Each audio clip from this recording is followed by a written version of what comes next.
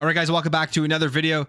Let's start off here. Let's talk about Matt Booty. Matt Booty was on a podcast and he talked about a lot of stuff when it comes to Xbox first party studios. He's visited games that are being made and what he wants to see from studios and the types of games that they make. And we'll go through all of this. We have a good summary here from Clobro. First of all, he's been to the Coalition. He's been to id Software. He's seen the progress of these studios. Talks about how Gears of War, the franchise, has horror elements to it. Obviously, the first three games had a lot more than the last two, and how the game is about brotherhood, of course, with the best squad in all of gaming, Delta Squad, or at least my favorite. Absolutely love them. And Gears being one of my favorite franchises. Talks also about how Doom at id Software game is rooted in mechanics and gameplay. Says it's the purest sort of expression of that kind of shooter. And of course, Doom, one of the best first-person shooters ever created, some of the best shooting mechanics ever created. And if you think about Xbox first party right now, it's pretty crazy to have Doom, Halo, and to have Call of Duty under one roof, one first-party franchise, which is Xbox. Crazy that they have three probably of the best first-person shooter franchises ever made with the best shooting mechanics. You play all of those extremely tight, very satisfying to play. So there's a lot of stuff here that Xbox could do with all of these FPSs that they have under their belt. But heading back to Gears, there's been some discussion recently because Cliffy B came out and said that he would be willing to consult with Xbox, with the Coalition, in help making the next Gears game. He's thinking that the game needs a reboot, more similar to PlayStation games. He references God of War needs that type of reboot, over the shoulder, slower. Obviously, I mean, PlayStation games to me, when I think about them, third person action, very cinematic. But if they were to do this to Gears, it would probably be something for me personally that would be just extremely disappointing. I hope they don't take that advice from Cliffy B. I hope they don't go on a reboot and make it similar to like the God of War reboot. To me, the thing that makes Gears great, obviously I love the characters. Like, they're some of my favorite characters in all of gaming. I've enjoyed all the stories, but the thing that makes it truly great is the gameplay loop, the mechanics, and just how fun it is. And when it came out, they literally put cover shooters on the map, or you saw a lot of games trying to copy it, or because Gears of War did it so good compared to other cover shooters we had seen. So it is a phenomenal franchise. I hope they don't make too many crazy changes, but I would like to see them kind of go back to the more gritty, horror, gory style back from the first three Gears games. That's the only thing probably for me that I would hope that they do going forward. We know this game is coming out in Unreal Engine 5. And if you've played Gears 5, it is still an incredible looking game. Hive Busters, phenomenal little expansion. One of the best graphics that we've seen in a while when that did come out. And with Unreal Engine 5, we saw what the Coalition did with the Matrix demo. I can't even imagine how good Gears is going to look when they do finally release Gears 6. I'm hoping that we're going to see something from it in 2024, since the last major release was in 2019 with Gears 5. Now, he goes down here and talks about the games being made at Xbox first party. It says this: it's important to Matt that all these studios connect to each other, and one of the main goals for all Xbox studios is to create a diverse games lineup, from small games like Pentiment to big AAA games such as Starfield and everything in between, not just focusing on some selected genres. Creativity at Xbox Studios shouldn't just be a possibility, it should be an inevitability. And this is what we have seen from Xbox, especially this generation, the Series X and S. We have seen small games. You got Pentiment, seen games like Grounded come out, and then we have the major AAA games this year with Starfield and Forza Motorsport, and then Halo Infinite and Forza Horizon in 2021. But there is a huge range of different styles of games coming out from Xbox first party, which is amazing, which is why for me, I love Xbox. They do games across the board. It's not just the same thing over and over again. And the reason they're able to do this is because they've actually set themselves up to be able to take these styles of risk. What we're seeing right now across the industry easily is studios afraid to take major risks because of how expensive it is to develop games, and they want to make sure they're putting out the sure thing, essentially what PlayStation has been doing, what they will continue to do, because they are in a spot right now, PlayStation, that they have to pivot and make sure that they have other revenue streams to help them be able to make games that potentially could fail or potentially be different than what their main core fan base has been wanting and has been playing for years and years. Xbox is able to do that. with Game Pass, with cloud gaming, with mobile. All of those things have helped them be able to have a diverse portfolio of games. And that's going to continue happening as we go forward, which is why I think it's going to be very hard for other companies to compete with them unless they start making some major changes. He says here, we have schedules and budgets and all of these things, but ultimately it's about pursuing the craft of our studios and make sure that other stuff doesn't stand in the way. It says talks about first party game schedule and name drop Starfield, Forza Motorsport, Era, History Untold, Towerborn, and Hellblade 2 in that order. So those are games that we are expecting in 2024. 2024, we should be getting at least 4 major first party games. He says this, that they're on track for 4 big games by first party per year, plus other things in between, which is just like insane to think about the amount of great content that will continuously be dropping into Game Pass. It'll be something that people will always be excited for what is to be coming up in whatever month that we are in. And finally, he says the project a studio tackles next isn't about what we need, but what the studio is passionate about. So kind of, I guess, what they want to make next. And Phil Spencer actually touched on this as well as the ABK deal was going through when he was talking about the back catalog of IPs that ABK does have. He doesn't just want to make games to make money. He said if there's teams out there that are passionate and want to make these games, then they are definitely open to that. So I'm hoping that does occur. And I think with obviously what the Xbox first party is going for here, we will most likely be seeing some older IPs pulled out of ABK and created, which is just very exciting. There's just so much to look forward to with Xbox going forward into these next number of years. And it's been honestly a long time coming for people who have stuck through with Xbox since the Xbox One days, when there was really just only Halo, Forza, and Gears, and people were making fun of Xbox. It's done now. Like, Xbox has so many big games and it's going to be nonstop content, lots and lots to look forward to. I'm more excited than ever about being an Xbox fan.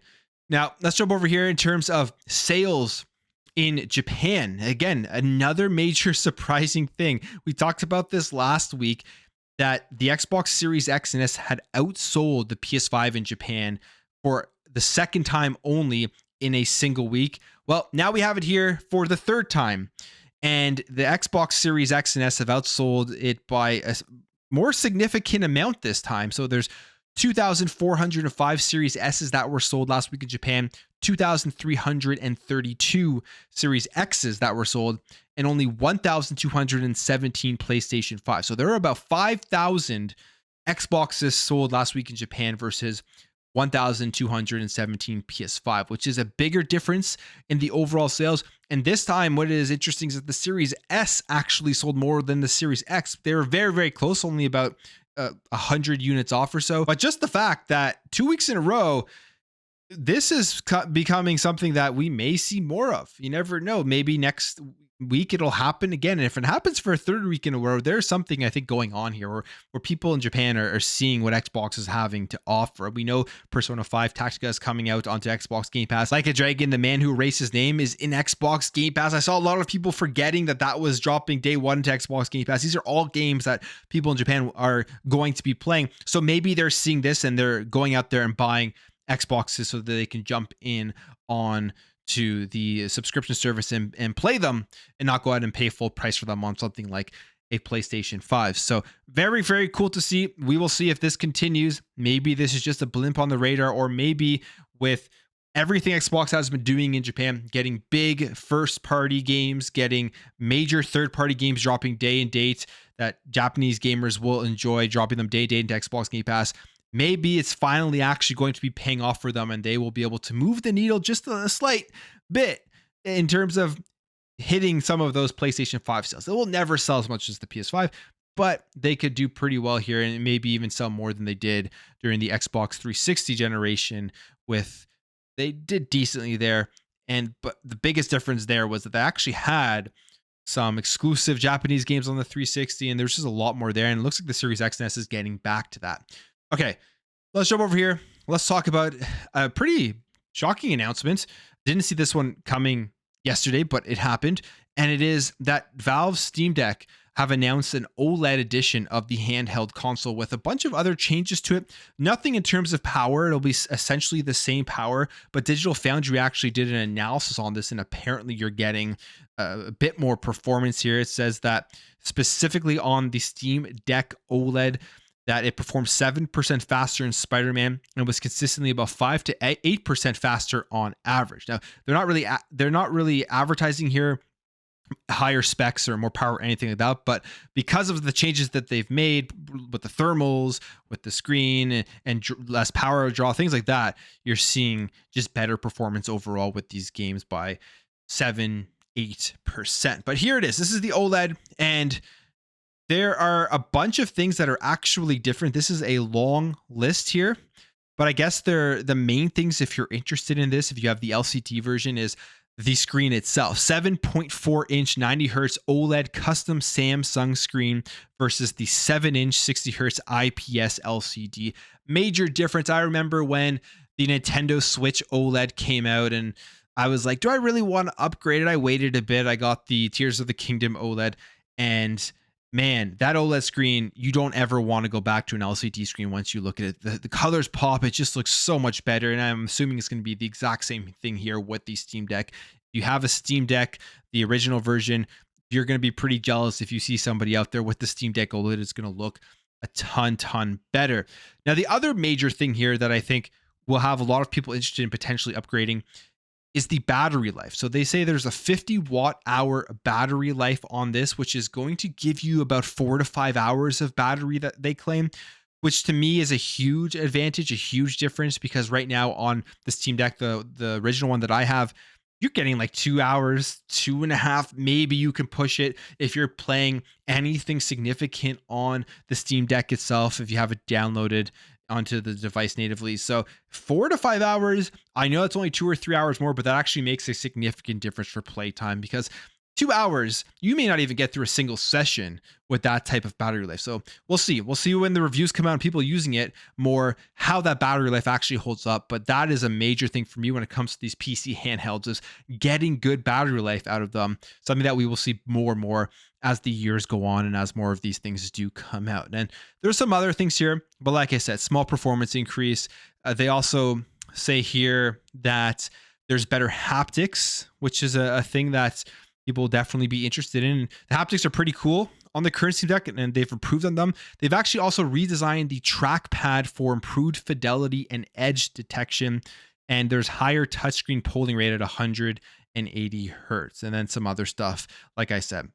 But overall, it's actually looking like it is a pretty nice upgrade if you have the current Steam Deck. And the price of this thing is going to be $549 for 512 gigabytes, $649 for 1 terabyte. So that's the pricing of the OLED. But if you just want to get a Steam Deck, you don't really care too much about those upgrades, you don't care about the OLED, you can actually now go get a Steam Deck for even cheaper, as they have dropped the prices of the LCD model.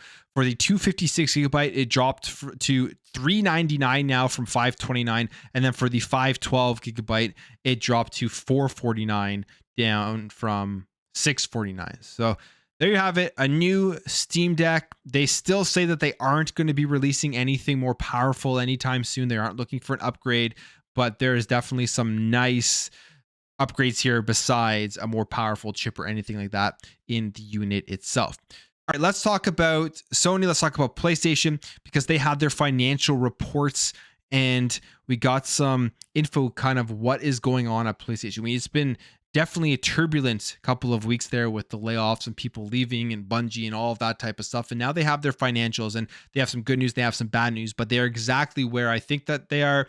And they're doing exactly what I think a lot of people are thinking that they are going to be doing. So first of all, when it comes to the sales of the PS5, they are doing well. They had a target of 25 million for this fiscal, and they are kind of saying here that it may actually be harder than they thought to hit that target. As Hiroki Totoki, the Chief Operating Officer at Sony, says this: we recognize selling more than 25 million PS5 units this fiscal year remains a challenging goal. It will depend on how sales do in the year-end holiday season. We won't pursue expanding the PS5 installment base alone, but we'll keep profitability in mind.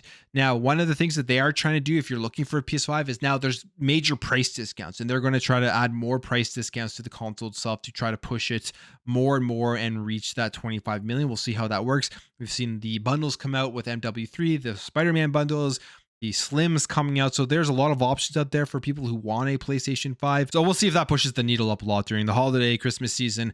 And if this is going to be a major couple of months for them. The thing is, this year has been a very down year for PlayStation in terms of content, in terms of games, in terms of first party stuff. But one of the things with first party games, as I've said many times on this channel, people don't buy PS5s to play first party games. It's a very small percentage of people that actually do that. You look at the first party sales versus the install base, it is always going to end up a minority of people, and by a significant amount, versus the people that go out and buy a PS5 to play third party games because their friends have a PS5, because it's the first console that comes to their mind, because of the price. All of these things will play ahead of first party games as to why people buy PS5. So we'll see what happens over Christmas and how many of them that they do sell.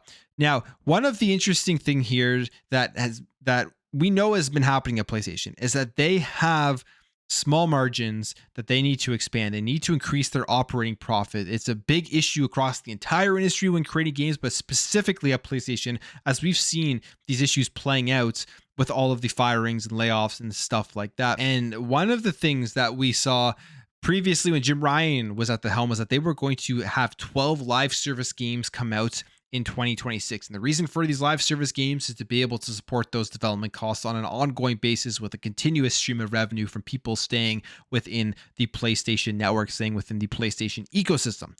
And now it looks like they are pivoting here, and they're going to be slashing the 12 down to 6. Hiroki Totoki again talked about where they're going with their live service games as a service game, saying this: "We are reviewing this. We are trying as much as possible to ensure these games are enjoyed and liked by gamers for a long time." That's the key. They want people playing these games for years. He says, of the 12 titles, 6 titles will be released by fiscal year 25. That's our current plan. As for the remaining 6 titles, we are still working on that. That's a total number of live service games and multiplayer titles. And mid to long term, we want to push this kind of service, and that's the unchanged policy of the company. It's not like we stick to certain titles, but game quality should be the most important thing. So 6 games now that you should be expecting by fiscal year 25, which would be by the end of 2026. So down from 12 to 6.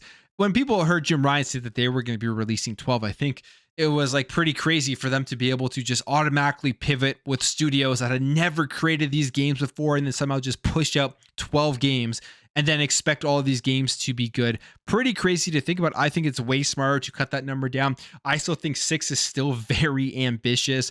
I mean, you have Bungie with Destiny, and you have them and they're helping out all of these studios working on these games as a service games. I mean, that's how they're going to probably get a lot of the progress forward in creating them.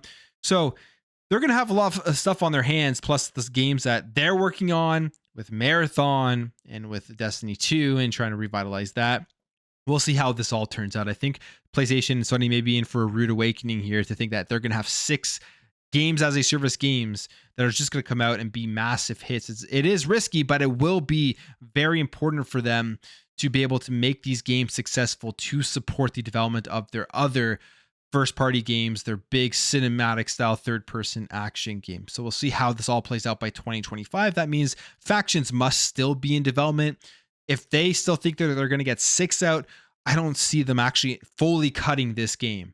They would have had to be really ballsy to come out and say, we're still going to put 6 out and have nothing almost completely done. There must be 1 or 2 games that are completely done, which is why I think Factions is still going to be coming out. Yeah, we heard it's on ice, but it may not be canceled. It probably isn't canceled. It probably still will make its way out sooner than we think, maybe by the end of 2024. But definitely, I would say by 2025, we're going to see Factions out there on the market.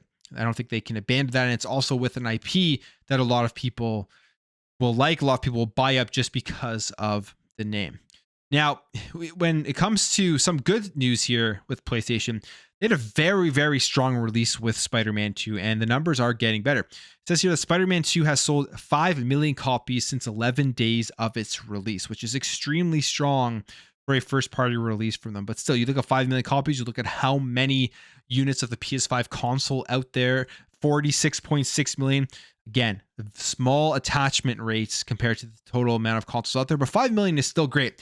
One of the things that obviously plays into the overall sales of any first party PlayStation game is the bundling. There was the Spider-Man 2 bundle. There was a special edition Spider-Man 2. We're seeing that there's going to be a slim version that bundles Spider-Man 2 as well. So that obviously helps increase the overall sales, but it allows them to report here that they've sold 5 million, which looks like it is a pretty strong number. So it's an interesting time at PlayStation and at Sony, and this financial report, in my opinion, is going to continue to make times interesting as they are absolutely needing to increase their operating profit. In fact, I mean, their total operating profit as Sony fell 29%. PlayStation plays a role in that, and they're going to have to really make sure that that does increase. And the way to do that is finding different revenue streams, being able to create stuff that is less expensive and make a bunch of money off of it, which again is why we will see more of the virtuous cycle, because they know those games will sell. We'll see probably more DLC, like we heard about the God of War Ragnarok DLC. That will cost less for them to develop than a new game from scratch, and why I still think we will see factions, because there's no way they're going to be wasting all of that time creating that game and then just dropping it off and all the costs that would be for them. So PlayStation, next couple of years, they're going to be pivoting, and it's going to be a very, very important time for them as Xbox is continuing to grow and Xbox is getting stronger and stronger. And it's going to be harder for them to stack up on the Xbox offerings because of the amount of studios that they have right now and the strength of Xbox Game Pass. And finally, let's just jump over here and let's talk about this, because I don't know about you guys, but I really never know what games are leaving Xbox Game Pass. It always slips my mind and then they're just gone. Xbox is now finally adding a new feature to remind you when games are going to be leaving Xbox Game Pass. You can see here, there is going to be this pop-up where it says, this game is leaving, and then the date that it is leaving, and you can hit play or you can hit C in store. They have that for Gungrave Gore. They also have this for Coffee Talk. I think this is great. I think this is a great way to get people to play games they may have forgot about and then are now reminded that they want to jump in before it leaves the service. I'm sure some people will look at this similar that they looked at the Call of Duty Modern Warfare 3 full page ad, which I thought was absurd, the reaction that people had against that. But this is kind of similar. It's advertising these games and making sure that there's a chance for you to check them out before they leave, and or potentially buy it before it actually leaves the store, which for a lot of people out there, I'm sure they've had experiences where they go into Game Pass, they think a game is there, they've heard about the release of it, and then it's gone. Hopefully this will allow people to play these games before they leave the service, which gives you more of a benefit of actually subscribing to Xbox Game Pass. Because if you're subscribed and then you miss a bunch of games you want to play, it's not as much worth it as it was if you played everything that was on your backlog list or your Game Pass wish list. But I'm going to end the video there, guys. If you did enjoy this video, make sure to hit that thumbs up. If you are new here, hit that subscribe, and I'll catch you guys in the next video.